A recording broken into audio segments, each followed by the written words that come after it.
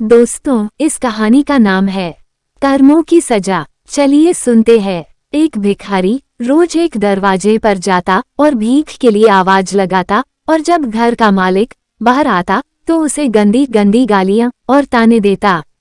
मर जाओ, काम क्यों नहीं करते, जीवन भर भीख मांगते रहोगे। कभी कभी गुस्से में उसे धकेल भी देता, पर भिखारी बस इतना ही कहता, ईश्वर तुम्हारे पापों को क्षमा करें। एक दिन सेठ बड़े गुस्से में था, शायद व्यापार में घाटा हुआ था। वह भिखारी उसी वक्त भीख मांगने आ गया।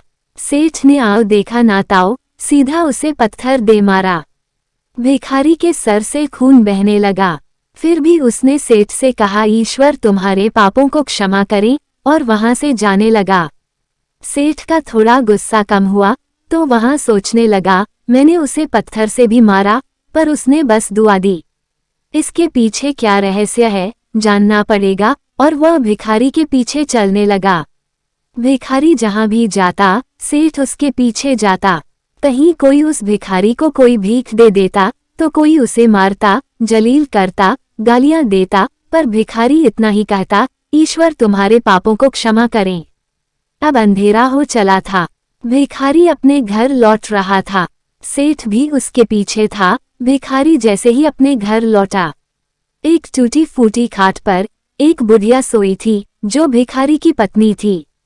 जैसे ही उसने अपने पति को देखा, उठ खड़ी हुई और भीख का कटोरा देखने लगी। उस भीख के कटोरे में मात्र एक आधी बासी रोटी थी।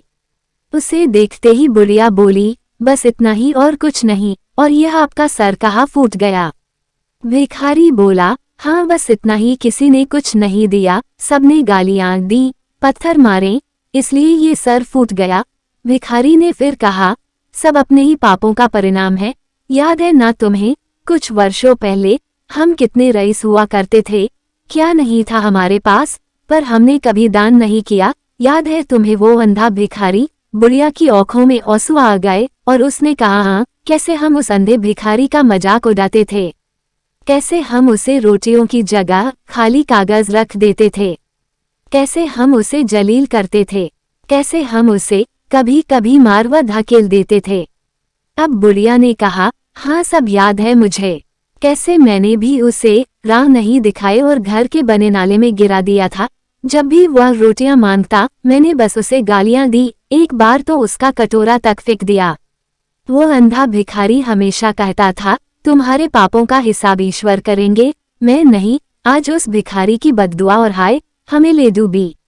फिर भिखारी ने कहा, पर मैं किसी को बद्दुआ नहीं देता, चाहे मेरे साथ कितनी भी बदसलूकी क्यों ना हो। मेरे होठों पर हमेशा दुआ रहती है। मैं अब नहीं चाहता कि कोई और इतने बुरे दिन देखे। मेरे साथ अन्याय करने वालों को भी मैं दुआ देता हूँ, क्योंकि उनको मालूम ही नहीं वो क्या पाप कर रहे हैं, जो सीधा ईश्वर देख रहा है। जैसी हमने भुगती है, कोई और ना भुगते, इसलिए मेरे दिल से बस अपना हाल देख दुआ ही निकलती हैं। सेठ चुपके चुपके सब सुन रहा था। उसे अब सारी बात समझ आ गई थी। आधी रोटी को दोनों भिखारियों ने मिलकर खाया और प्रभु की महिमा है बोलकर सो गए। अगले दिन वो भिखारी भीख मांगने सेठ के यहाँ गया। सेठ ने पहले से ही रोटियां निकाल के रखी थीं।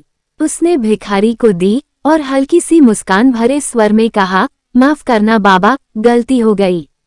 भिखारी ने कहा, ईश्वर तुम्हारा भला करे, और वो वहां से चला गया। सेठ को एक बात समझ आ गई थी, इंसान तो बस दुआ बद्दुआ देते हैं, ईश्वर कर्मों के हिसाब से फल देता है। इस कहानी से हमें ये सीख मिलती है कि हो सके तो बस ही अच्छा करें, वो दिखता नहीं है तो क्या हुआ, सबका हिसाब पक्का रहता है उसके पास।